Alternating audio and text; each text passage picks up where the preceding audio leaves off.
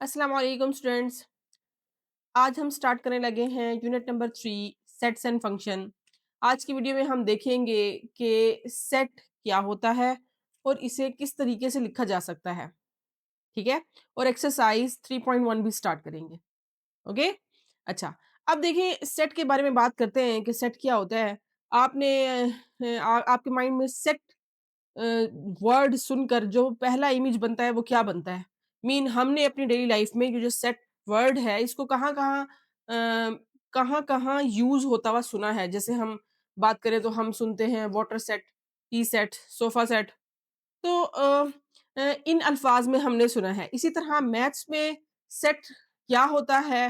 अ, हमारे पास मैथ्स में एक डेफिनेशन हमारे पास है, well defined collection of distinct objects.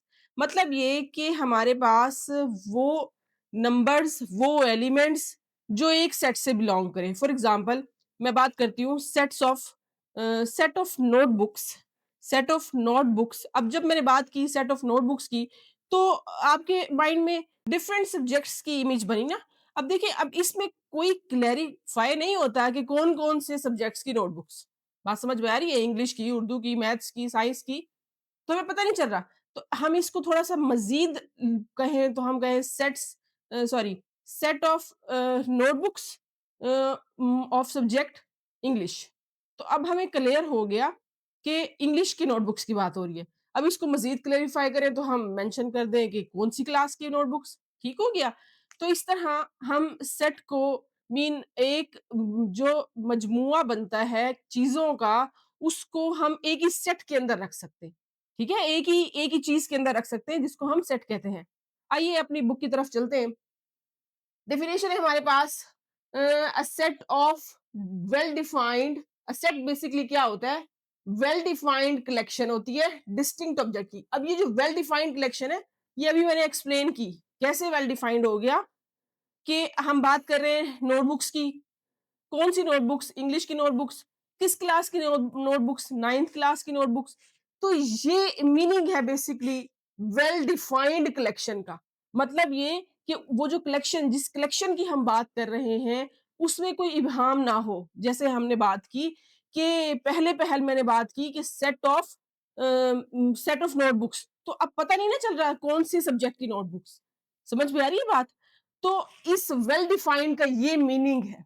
Okay, तो जैसे जैसे हमने क्लियर किया वैसे वैसे वो चीज हमारे पास क्या हो गई, वो कलेक्शन वेल डिफाइंड हो गई।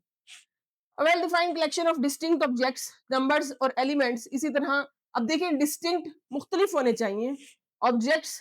कोई भी जो हम अगर ऑब्जेक्ट्स की बात कर रहे हैं, अगर नंबर्स की बात कर रहे हैं, या हम एलिमेंट्स की बात कर रहे हैं, तो वो सारे क्या होने चाहिए, एक सेट के अंदर क्या होने चाहिए, डिफरेंट होने चाहिए। बात समझ में आई? अच्छा,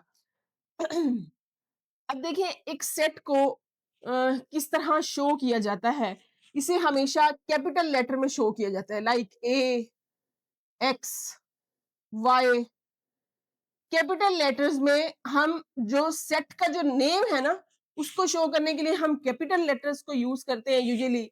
और जो सेट के मेंबर्स होते हैं, जो सेट के अंदर चीजें जो हमने रखी, ऑब्जेक्ट्स, नंबर्स या एलिमेंट्स, बेसिकली हम उनको क्या कहते हैं, एलिमेंट्स ऑफ सेट कहते हैं। मतलब ये कि एक सेट बनाया हमने, जो कलेक्शन उस सेट के अंदर रखी हमने, वो उसके एलिमेंट्स कहलाएंगे। क्लियर?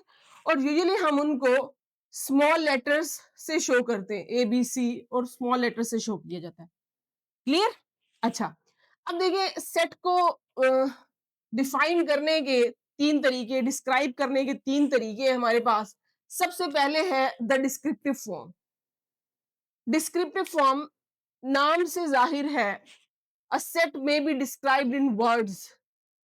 सेट जो कि अल्फाज में बयान किया जाए, एक ऐसा सेट जिसको अल्फाज में उसकी वजाहत की जाए, क्या कहलाता है? वो कौन सी फॉर्म कहलाती है? डिस्क्रिप्टिव फॉर्म कहलाती है। फॉर एग्जाम्पल मैं यहां लिख दूं सेट ऑफ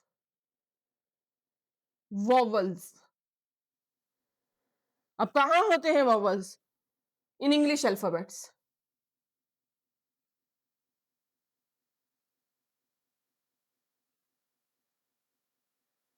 ओके, तो ये एक इसकी क्या हो गई, एग्जाम्पल हो गई। मैंने इसको कैसे शो किया है? डिस्क्राइब किया मैंने वर्ड्स में, इंग्लिश लिखी है ना, तो ये हमारे पास सेट की वो फॉर्म है जिसको क्या कहा जाता है, डिस्क्रिप्टिव फॉर्म कहा जाता है। अब बात करते हैं टेबुलर फॉर्म की। टेबुलर फॉर्म कौन सी होती है? A set may be described by listing its elements within brackets. एक ऐसी फॉर्म जो किस तरह डिफाइन की जाए, मतलब ये कि एक सेट को रखा जाए किसमें, ब्रैकेट्स में। फॉर एग्जांपल ब्रैकेट्स में रखा जाए। ओके, इसको मैं थोड़ा सा इधर लिखती हूँ, इसको मैं नाम देती हूँ ए का, और ये भी मैंने इसको नाम दे दिया ए का। A is equal to set of vowels. अब यहां बात करें तो फॉर एग्जाम्पल हमने इसी इसी इसी एग्जाम्पल को लेते हैं, वॉवल्स को हमने इसको किस में लिखा, ब्रैकेट्स में। कैसे? ए, ई, आई, ओ, यू। और एक एलिमेंट को दूसरे एलिमेंट से दूर किया, या एक एलिमेंट को दूसरे एलिमेंट से कोमा के जरिए हमने डिफरेंशिएट किया, डिफर किया, डिस्टिंक्ट किया हमने कोमा के जरिए। एक एलिमेंट से दूसरे एलिमेंट के दरमियान क्या लगाएंगे, कोमा लगाएंगे, और सारे एलिमेंट्स को हम किस में रखेंगे, कर्ली ब्रैकेट्स में रखेंगे। ये जो एक फॉर्म है इसको हम क्या कहते हैं, टेबुलर फॉर्म कहते हैं। और ज्यादातर हम जब एक्सरसाइज, मतलब जब हम एक्सरसाइज करेंगे, तो जब हम सॉल्व करेंगे क्वेश्चंस, हम इस टेबुलर फॉर्म को यूज करेंगे। क्लियर? अच्छा, एक और हमारे पास थर्ड वे जो है वो है सेट बिल्डर नोटेशन का। अब देखेंगे जो सेट बिल्डर नोटेशन है इसकी कोई वाज़ेह डेफिनेशन नहीं है, ठीक है। हाँ, हमें बताया गया, इसकी एग्जांपल्स तो मिल जाती हैं, लेकिन एज अ डेफिनेशन जैसे ये है, इसी तरह इसकी एज अ जो है ना बिल्कुल क्लियर डेफिनेशन नहीं है। हम इसको समझते हैं कैसे। अच्छा जी, ये कैसे होता है? This is done by using symbol or letter of an arbitrary set or a member, sorry, set member and stating the property common to all members. अब इसको हम एग्जाम्पल के थ्रू समझते हैं। ये जो हमने सेट ऑफ वॉवल्स की हमने एग्जाम्पल लिया ना, इसमें भी हम उसी की बात करेंगे। हम लिखते हैं a is equal to x such that x is vowel of English alphabets. अच्छा, अब जब बात की ना बाय यूजिंग सिंबल और लेटर, ये जो सिंबल और लेटर है क्या है, एक्स, ठीक है। और जो ये लाइन होगी ये हर एक नोटेशन में यूज होगी, मतलब हर जब हम सेट बिल्डर नोटेशन यूज करेंगे तब ये लाइन हम लाजमी याद कर लिखेंगे, मतलब इसको लिखेंगे, और इसका मीनिंग है सच दैट, इसको सच दैट पढ़ते हैं, एक्स सच दैट एक्स। अच्छा, बाय यूजिंग सिंबल और लेटर, ये जो सिंबल और लेटर है ये क्या है, एक्स है। Of an arbitrary set member, arbitrary कोई भी सेट मेंबर, यहां पे हम कह रहे हैं x is a vowel of English alphabets, हम उसी एक्स को कह सकते हैं कॉन्सोनेंट्स ऑफ इंग्लिश अल्फाबेट्स, तो ये आर्बिट्रेरी हो जाएगा, ठीक है। And stating the property common to all members, और ये हमारे पास मतलब हम किसी भी प्रॉपर्टी के लिए हम एक्स को यूज कर सकते हैं, ठीक है। अगर आपको इसकी थोड़ी बहुत मतलब 20-30% समझ आ गई है तो इट्स ओके, क्योंकि ये जो हमारे पास सेट बिल्डर नोटेशन है ये आपको क्लियर हो जाएगा जब हम इनके एग्जांपल्स करेंगे, मीन एक्सरसाइज करेंगे question number 1 and 2। Okay, exercise 3.1 है हमारे पास। फर्स्ट क्वेश्चन देखें, question number 1, right the following sets in set builder notation. हमें टेबुलर फॉर्म में सेट्स गिवन है और हमने उसे सेट बिल्डर नोटेशन में लिखना है। सेट बिल्डर नोटेशन में लिखने से पहले हमें कुछ बातों का पता होना चाहिए, लाइक ये हमारे पास कुछ साइंस है, हमें इनका पता होना चाहिए कि ये क्या है। इसको हमने डिस्कस किया, इसको हम पढ़ते हैं सच दैट, और ये हम हर एक में लिखेंगे एक्स सच दैट एक्स, ठीक है। ये एक मेथड है बिल्डर नोटेशन के लिखने का, ठीक है। और एक ये जो साइन है, ये साइन शो करता है, इसको हम कहते हैं, पढ़ते हैं बिलोंग्स टू, ठीक है। एक और साइन हमारे पास है दिस वन, ठीक है, इसको हम पढ़ते हैं not belongs to.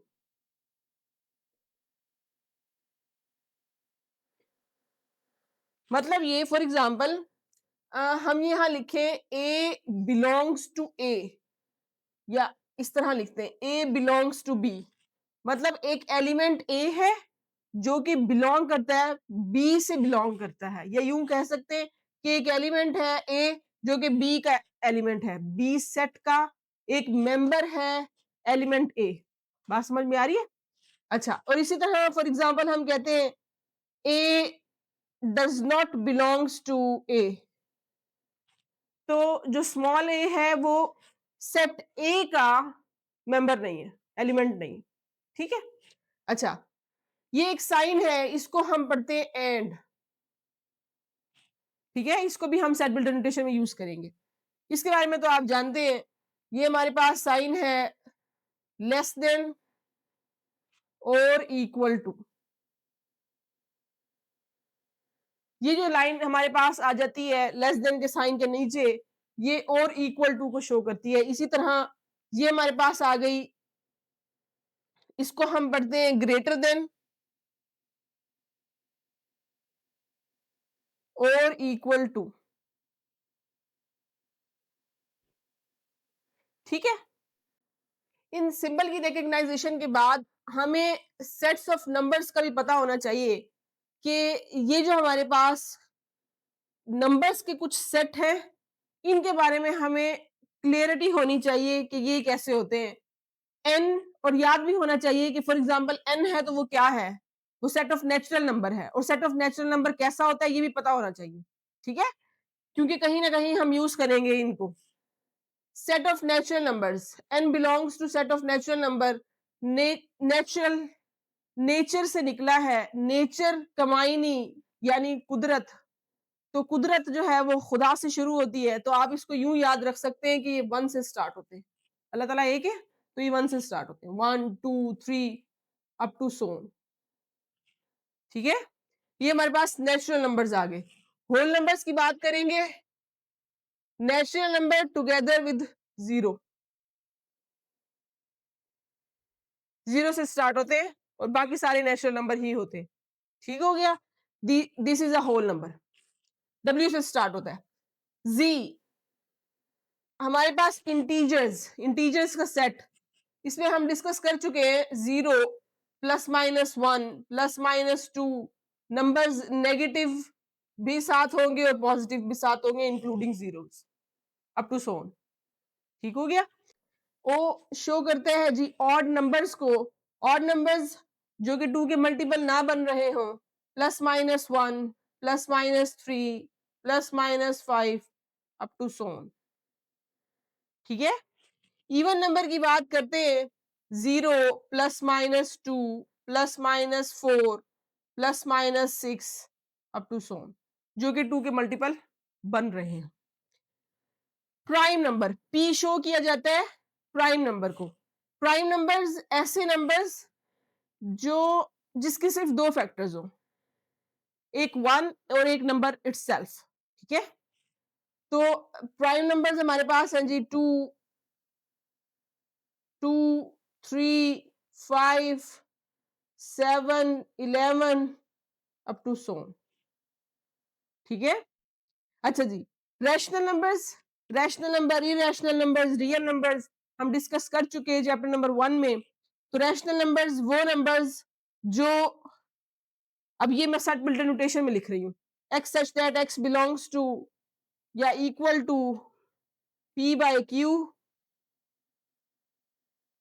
where p and q belongs to integers and q is not equal to 0,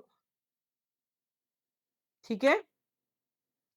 हर वो नंबर्स जो p by q की फॉर्म में लिखे जा सके, और इरेशनल नंबर्स में वो नंबर्स जो p by q की फॉर्म में ना लिखे जा सके, बस यहां आ जाएगा not equal to p by q, where p and q belongs to integers and q is not equal to 0।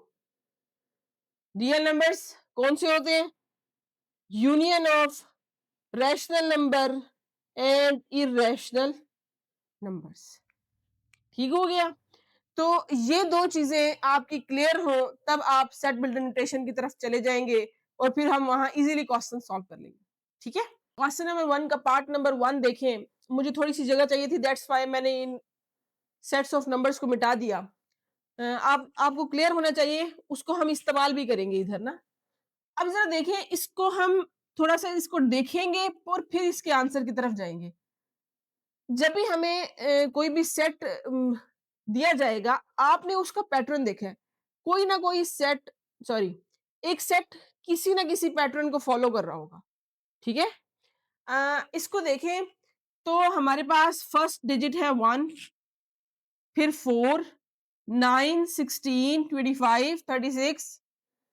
अब देखने से मुझे एक बात कंफर्म हो रही है कि ये ना स्केयर्स बन रहे हैं। लाइक 1 1 का स्केयर है, 2 2 4 2 का स्केयर है, 9 3 का स्केयर है, 16 4 का स्केयर है, इसी तरह सो ऑन हमारे पास स्केयर्स बनते जा रहे हैं 1 2 3 4 5 6 7 8। ठीक है, और वो नंबर जो 1 से स्टार्ट हो रहे हैं वो कौन से होते हैं? नेचुरल नंबर्स होते हैं। मतलब ये कि ये नेचुरल नंबर्स का पैटर्न बन रहा है। ठीक है, सो हम इसको लिखते हैं सेट बिल्डर नोटेशन में। हमारे पास है x such that x। Set builder notation का लिखने का यही तरीका है, आपने x और सच दैट x लाजमी लिखना है, दैट इज इक्वल टू। अब ये बेसिकली क्या बन रहे हैं? स्केयर बन रहा है किसी नंबर का, और वो नंबर क्या है? डिफरेंट है। ठीक है, तो हम यहां शो कर दे कि ये n नंबर्स है और ये उनके स्केयर है। मतलब अगर हम n को 1 रखें तो ये फर्स्ट आ जाएगा, n को अगर हम 2 रख दें तो 4 आ जाएगा, n को 3 रख दें तो 9 आ जाएगा, n को 4 रख दें तो 16 आ जाएगा। बात समझ में आ रही है? ये वो पैटर्न है जिसका अभी मैंने जिक्र किया, इसको मैंने मैथमेटिकल टर्म में लिखा है n स्क्वायर। ओके, अच्छा, अब जरा देखें, अब ये जो n है ये कौन से सेट से बिलोंग कर रहे हैं?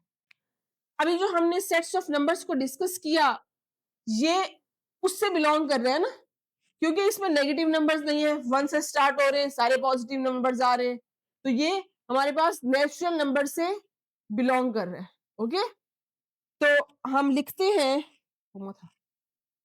ओके, तो हम लिखते हैं ये जो n है ये बिलोंग कर रहा है नेचुरल नंबर्स से।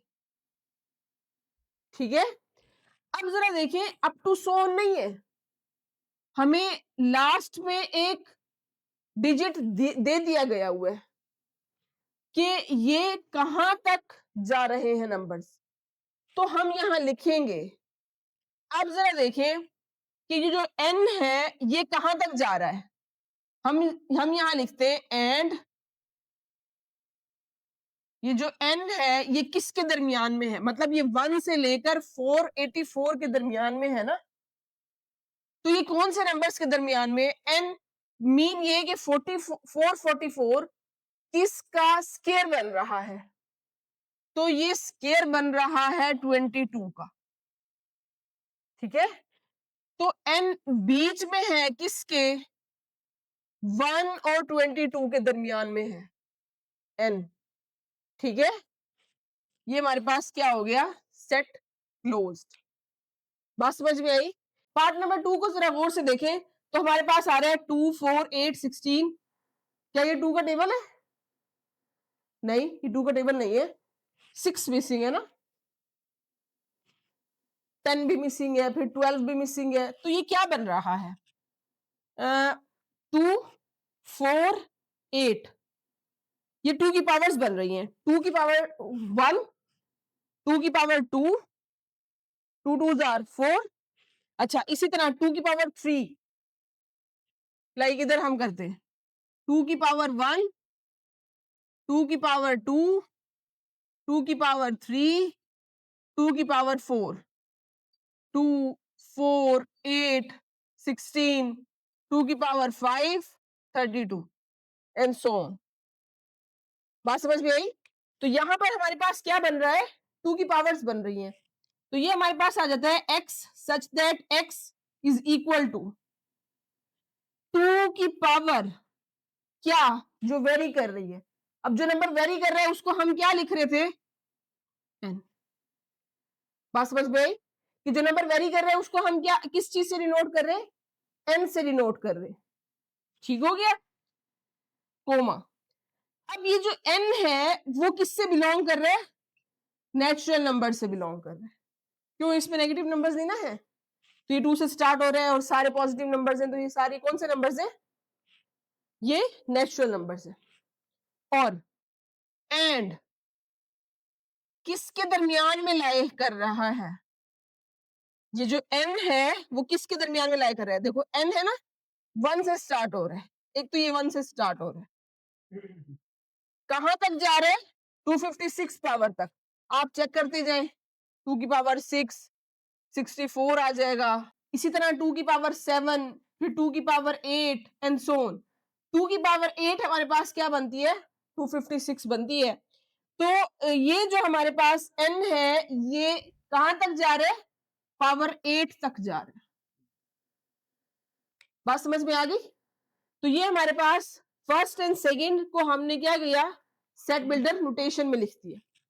थर्ड की बात करते हैं जी, 0 plus minus 1 plus minus 2 and अब देखो प्लस माइनस की वैल्यूज आ रही हैं, 0 भी इंक्लूड है, तो ये कौन सा सेट हुआ, इंटीजर्स। इंटीजर्स से बिलोंग कर रहे हैं ये नंबर। अच्छा, अब इंटीजर्स का सारा सेट नहीं है, इंटीजर्स कहां तक जा रहे हैं, हमें लास्ट वैल्यू लिमिट दे दी गई है, कहां तक जा रहे हैं, 1000 तक जा रहे हैं। हम इसको लिखते हैं x such that x belongs किससे कर रहे हैं, इंटीजर से बिलोंग कर रहे हैं। ठीक है, तो ये जो हमारे पास जितने भी सारे नंबर्स हैं ये कहां से बिलोंग कर रहे हैं, इंटीजर से बिलोंग कर रहे हैं। अच्छा, एंड अब क्योंकि लिमिट दे दी गई हुई है ना हमें, तो हमने यहां वो लिमिट शो करनी है कि ये इंटीजर्स का सेट है, लेकिन कहां तक। अब जरा देखें, हम ये कह सकते हैं कि ये 1000 तक है, लेकिन नहीं, ये जस्ट प्लस 1000 नहीं है, ये माइनस भी है। मतलब ये कि अगर मैं इसके नंबर लाइन पे शो करूं तो ये मेरे पास 0 1 2 3 4 ये आगे इस तरफ को बढ़ रहे और पीछे इस तरफ को। बात समझ में आई। तो ये हमारे पास ओवरऑल प्लस और माइनस में सारी वैल्यूज जा रही हैं, तो ये कहां तक है, -1000 से, सॉरी, -1000 से कहां तक, x इनके बीच में है, लेस देन और इक्वल टू x। x जो है वो किसके बीच में, -1000 से +1000 के बीच में। ठीक है, फोर्थ पार्ट है हमारे पास। देखिए जी, ये क्या है हमारे पास, 6 12 18 अप टू 120। अब अगर हम इनको देखें, इन 3 डिजिट्स को देखें, तो दिखने में ये महसूस होता है कि ये 6 का टेबल है ना, 6 ones are 6 6 twos are 12 6 threes are 18 6 fours are 24 and so on. ठीक है, तो इसको कैसे लिखते हैं, हम लिखते हैं जी x such that x is equal to, ये हमारे पास आ गया 6 और हम इसके साथ लिख देते हैं n। अब n की वैल्यू चेंज करते जाए,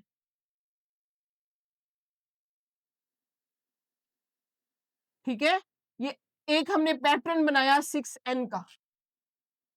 ओके, तो that is equal to 6n comma जो n है वो क्या है, वो किससे बिलोंग करते हैं, नेचुरल नंबर से बिलोंग करते हैं।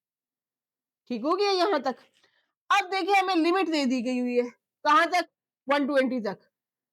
अब 6 का टेबल अगर हम 10 तक पढ़ते हैं तो वो 60 आ जाते हैं, और फिर हम 6 का टेबल 20 तक पढ़ते हैं तो 120 आते हैं।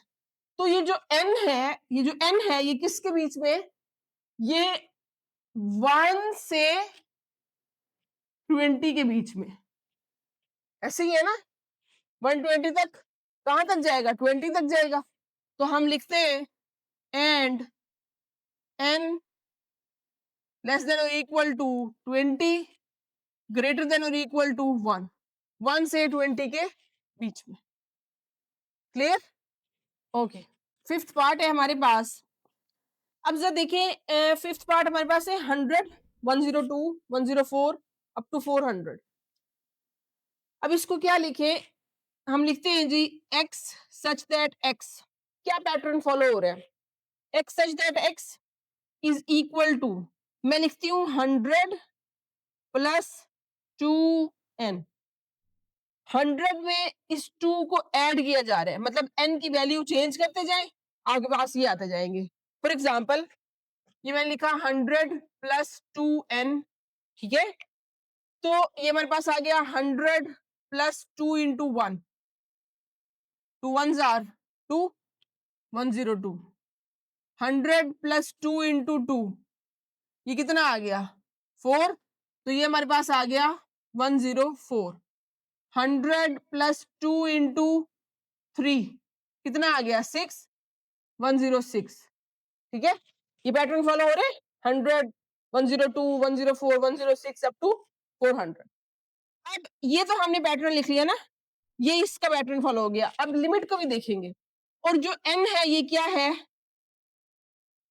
n बिलोंग करता है होल नंबर से। होल नंबर से कैसे बिलोंग कर रहा है?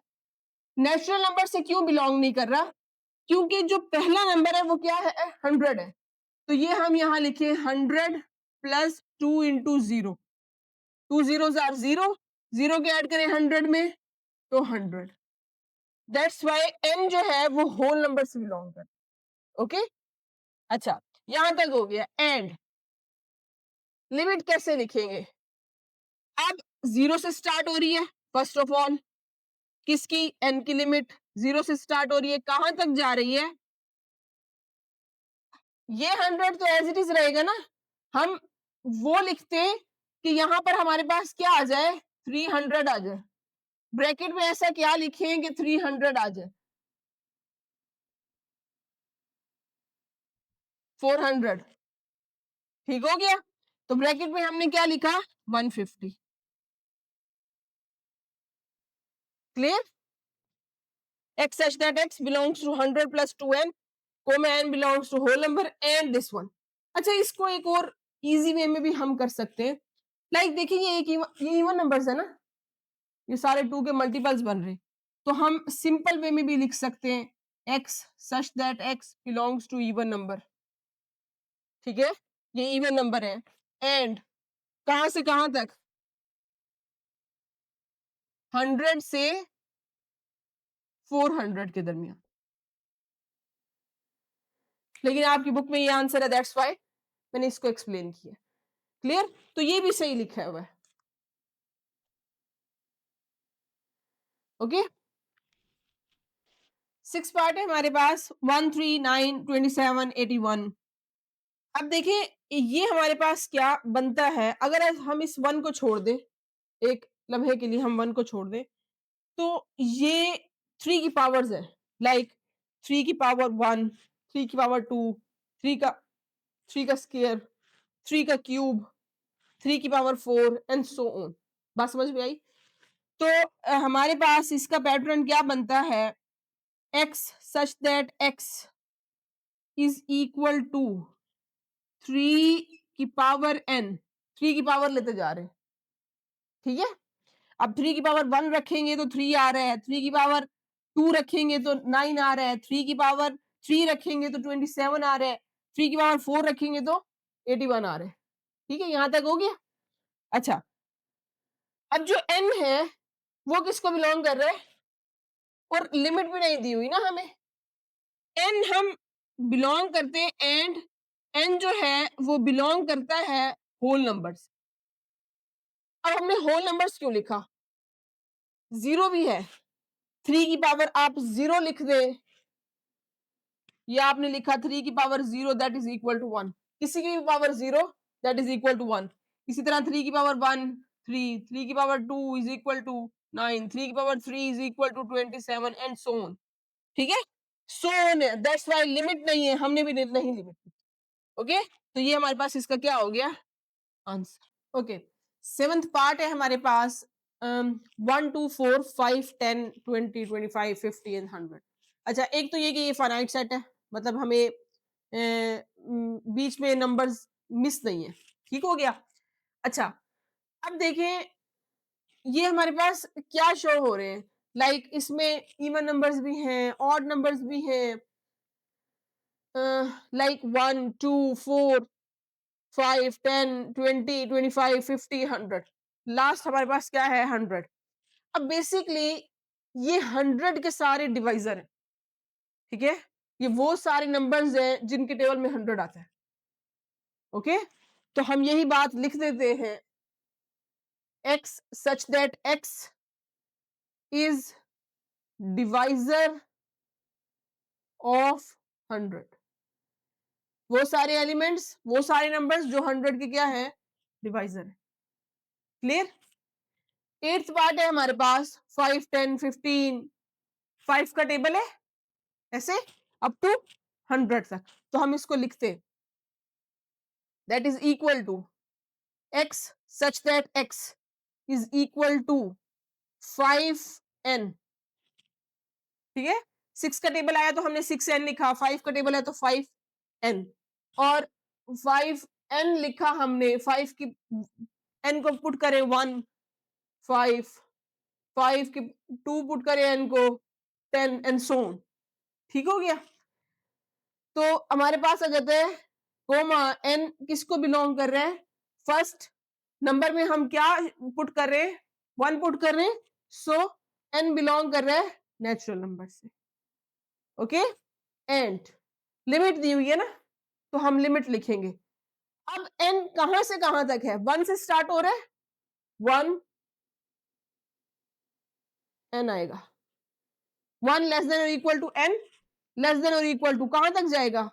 किस नंबर से मल्टीप्लाई करें ये चलता जाए, किस नंबर से मल्टीप्लाई करें कि हमारे पास क्या आ जाए? 100 आ जाए। किस नंबर से मल्टीप्लाई करें? 20 से, तो ये कितना आ जाएगा? 20। क्लियर? तो ये हमारे पास क्या हो गया? आंसर। अच्छा, नेक्स्ट पार्ट देखें, ninth part, set of integers, set of all integers between -100 and 1000। ठीक है, अब हम इसको लिखते हैं x such that x, sorry, x such that x belongs to, किससे बिलोंग कर रहा है? इंटीजर से बिलोंग कर रहा है। ठीक है, इंटीजर से बिलोंग कर रहे हैं, एंड लिमिट दी हुई है हमें कहां से कहां तक? -100 से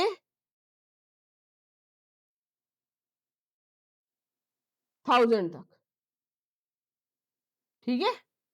अच्छा, अब सवाल ये पैदा होता है कि मैंने यहां इक्वल का साइन नहीं लगाया, लेस देन और इक्वल टू, इधर भी लेस देन और इक्वल टू का साइन नहीं लगाया, बाकी हर क्वेश्चन में हमने लगाया है। देखिए, ये साइन हम तब लगाते हैं जब ये नंबर इंक्लूड हो, मतलब n में ये 1 भी इंक्लूड है और n में ये 20 भी इंक्लूड है, और इसके बीच के नंबर भी n में इंक्लूड है। ओके, अब जब यहां बिटवीन कहा गया है ना, बिटवीन -100 एंड 1000, तो इसमें -100 और 1000 नहीं है। ठीक है, ये इनके बीच के नंबर हैं, मतलब ये 1000 नहीं है, 999 तक है, और -100 है, तो ये हमारे पास इससे कम -101 तक है। ठीक है, उससे स्टार्ट हो रहा है, -100 इंक्लूड नहीं है, इसी तरह +1000 भी इंक्लूड नहीं है। तो ये हमारे पास क्या हो गया इसका आंसर। यहां हमारे पास एक्सरसाइज 3.1 क्वेश्चन नंबर 1 कंप्लीट। क्वेश्चन नंबर 2 की तरफ चलते हैं। क्वेश्चन नंबर 2 है हमारे पास, हमने इसे टेबुलर फॉर्म में लिखना है। सेट बिल्डर नोटेशन में हमें गिवन है। टेबुलर फॉर्म कैसी थी कि हमने एलिमेंट्स को लिखना है और उन एलिमेंट्स के दरमियान कॉमास से वक्फा डालना है। ठीक है, अब देखें हमारे पास हमने उन एलिमेंट्स को लिखना है जो क्या है 3 के मल्टीपल्स बन रहे हैं। फॉर एग्जाम्पल ये फॉर 3, और कहां तक जाना है? 36 तक जाना है, 36 भी इंक्लूड होगा, तो हम यहां लिख देते हैं 3 6 9। सारा आपको लिखने की जरूरत नहीं है, आप जस्ट कॉमास डालें और देन 36 लिखते, तो ये क्या हो गया? सेट बिल्डर नोटेशन में कन्वर्ट हो गया। सॉरी टेबुलर फॉर्म में कन्वर्ट हो गया, ठीक हो गया। अच्छा सेकेंड देखें, x belongs to real number and 2x+1 is equal to 0। अब जो ये फॉर्म है ना, ये हमारे पास क्या है, ये हमारे पास एक इक्वेशन है, इस इक्वेशन को हम सॉल्व करेंगे। लाइक हम सॉल्व करते हैं इसको, 2x+1 is equal to 0, 2x+1 equal के एक साइड पे प्लस हो रहा है 1, दूसरी साइड पे जाके क्या होगा, माइनस। तो हमारे पास आ जाएगा 2x is equal to -1। x की वैल्यू निकालते हैं, x is equal to -1/2। Okay, तो ये हमारे पास क्या आ गया हुआ है, आंसर। तो हम इसको अब, क्योंकि हमने सेट की फॉर्म में लिखना है, तो x इज इक्वल टू -1/2 नहीं लिखेंगे, हम क्या लिखेंगे, हम सेट की फॉर्म में लिखेंगे, bracket -1/2 bracket close. Okay, answer, क्योंकि एक ही आंसर आता है ना x का, वो ये आ गया, और क्योंकि ये रियल नंबर है तो बिल्कुल x हमारे पास जो आंसर निकला है वो हमारे पास रियल नंबर है। क्लियर हो गई बात। अच्छा थर्ड की तरफ आते हैं। थर्ड हमारे पास क्या है, x such that x belongs to prime number, ये हमारे पास प्राइम नंबर है। कहां तक लिखने हैं, 12 तक, और 12 ना हो, लिख लेते हैं, बहुत आसान। प्राइम नंबर स्टार्ट होते हैं 2 से, 2, 3, 5, 7, 11, 12 से कम कम, 12 तो वैसे ही प्राइम नंबर नहीं होता। ओके, तो ये हमारे पास क्या आ गया हुआ है, आंसर। क्लियर। फोर्थ पार्ट देखिए, x such that x is a divisor of 128। अब हमने 128 के डिवाइजर ढूंढने, कैसे ढूंढे, आप 128 की प्राइम फैक्टराइजेशन कर लें, आराम से इसके डिवाइजर आ जाएंगे। देखें